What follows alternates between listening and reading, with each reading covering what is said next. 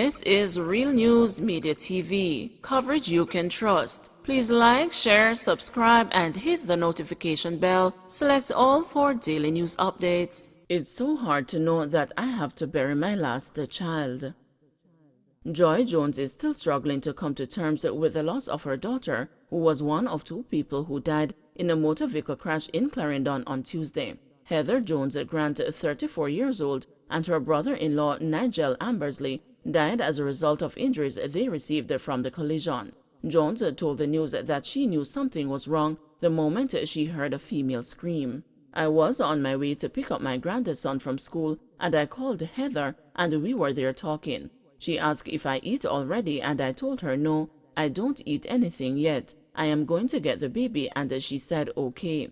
While I was on the phone with her, I heard a female scream and the phone cut off. After that, I tried to get the 3 phones, and they rang without answer," Jones recalled. She said her daughter and her husband left to go to Linstead St. Catherine to drop off her stepdaughter and her husband, who were both visiting the island to spend some time with her relatives. Several frantic attempts to reach her children yielded no results, so the worried mother, desperate for answers, called her son overseas. "I called my son in Canada and told him that something went wrong, and I was trying to get them, but no answer, and he said, 'I hope nothing is wrong.' He called several times, and then a lady answered and asked if he was a relative to the persons, and he said yes, and she said it's not fatal, but she did not say anything about the female and the other deceased," she told the news. "Just as I walk into the yard, my phone ring, and a lady who I knew a long time say, 'When was the last time you talked to your daughter?' And me say, 'Come on, tell me.' She then said, 'You in a good shape?' And me say, 'Yes, me strong, because I know something happened.'" The woman then asked Jones where was her daughter headed, and she replied, "Linstead." She said, "Well, they have an accident." And me say, "Me know." Jones shared with the news. She said, "How you know?" And me say, "I feel it, and based on the conversation with her and the scream that I hear, I know something went wrong," added Jones. The woman then told Jones that the females had been taken to the hospital, while the males who were in the front of the vehicle were pinned in the wreck and were badly injured.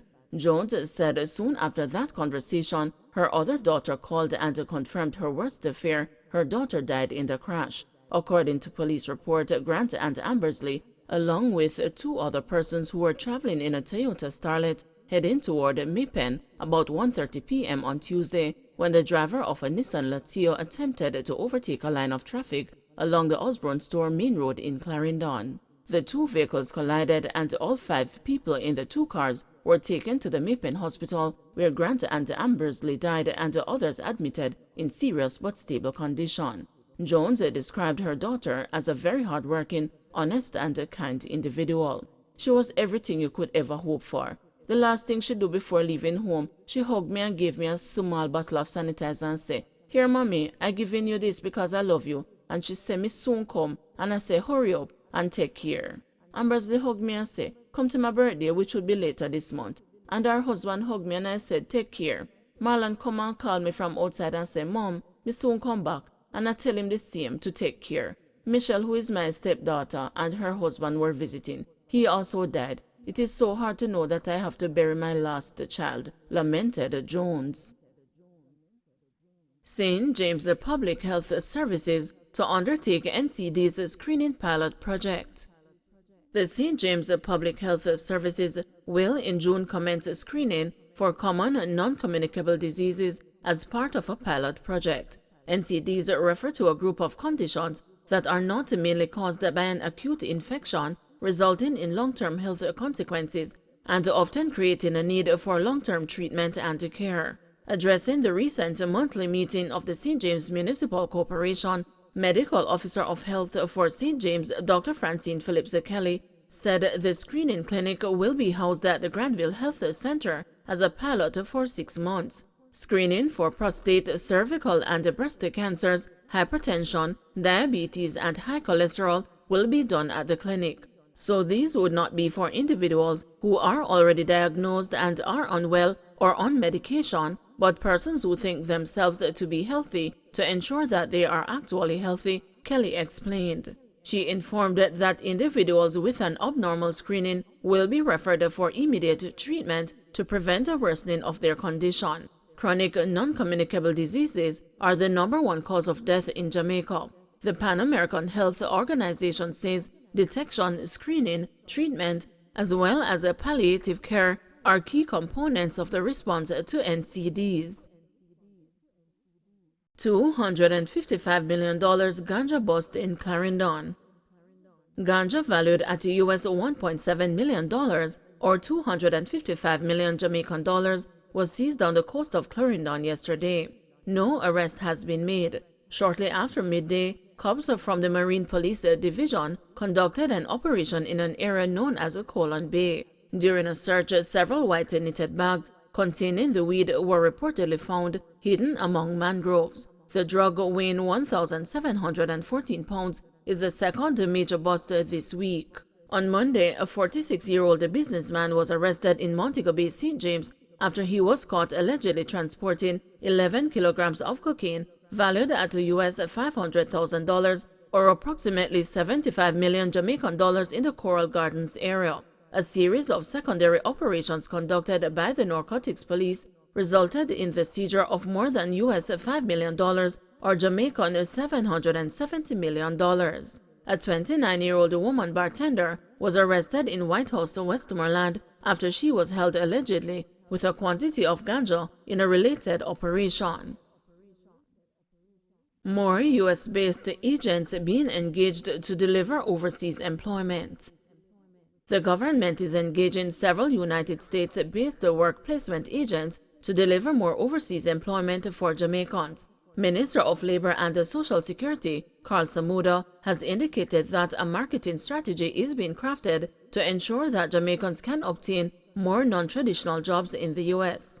This will involve the deployment of more liaison officers to show more employers the benefits of utilizing Jamaican workers. The ministry is currently partnering with additional U.S.-based agents to drive the growth in that country's agricultural sector, Samuda said. He was making his contribution to the 2022-2023 sectorial debate in the House of Representatives on Tuesday. He added that the agents will market the Jamaican program to employers and will be working with the ministry to fill requests for more workers based on shortages being experienced by some employers, especially in the non-traditional employment areas. Samuda noted that the ministry is also about to conduct interviews for the selection of potential workers for the Canadian and U.S. agricultural programs, and these are scheduled to take place at the end of this month. Meanwhile, Samuda said the ministry continues to innovate and embrace technology to deliver its mandate effectively and is moving to replace its legacy work program system with a web-based and mobile-friendly work permit and skills certificate management system. Noting that procurement for the new system is far advanced, the Labor Minister said he is expecting a full and early implementation and that it will be safe, secure, efficient, business-friendly, and client-focused. According to Samuda, the platform will be informed by labor market intelligence, training, and certification needs to close gaps in the local economy and strengthen protection against the risk of the work permit system being used for human trafficking and terrorism. Police to intervene as a Cornwall Regional Hospital patient chooses obeah over medical care.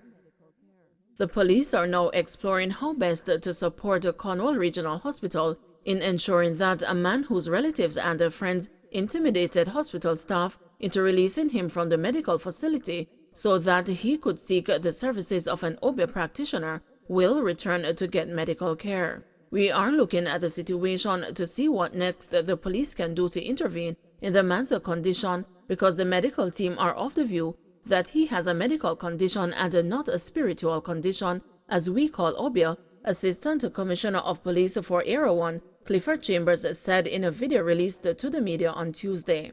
A boisterous group of the man's friends and their family converged on the hospital's accident and emergency unit Tuesday morning, demanding that the Mafuta St. James resident be released from the hospital. He was restrained based on his behavior by the medical team and was being treated. However, his relatives might have been of the view that the issue that he was suffering from was not medical, but was spiritual, and proceeded to release the restraint and became boisterous with the medical team, indicating that they want him to be released from the hospital, said Chambers.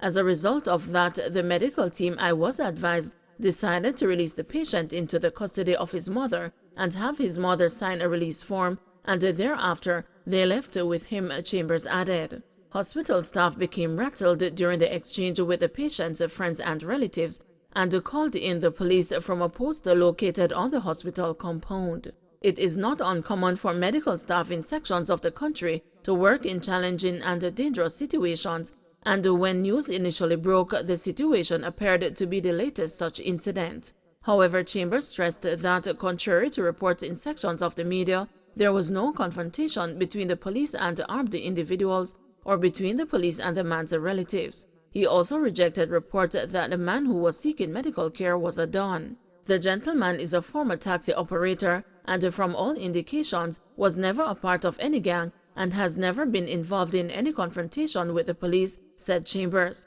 Health and Wellness Minister Dr. Christopher Tufton also felt compelled to comment on the issue in Parliament. It involved no guns. It involved a group of family members, friends, who were wanting a patient discharged, and they were boisterous, they were loud. But there was no guns drawn or threats of gunfire exchange, as is being reported in sections of the media, he said. Though no weapons were involved, the incident was enough to traumatize some hospital employees who received counseling after the exchange. Some called in sick later in the day, but there was minimal impact at the facility as administrators put contingency plans in place. The hospital's chaplain will continue counseling sessions on Wednesday, and administrators have indicated that they will work closely with the police to ensure the facility remains secure.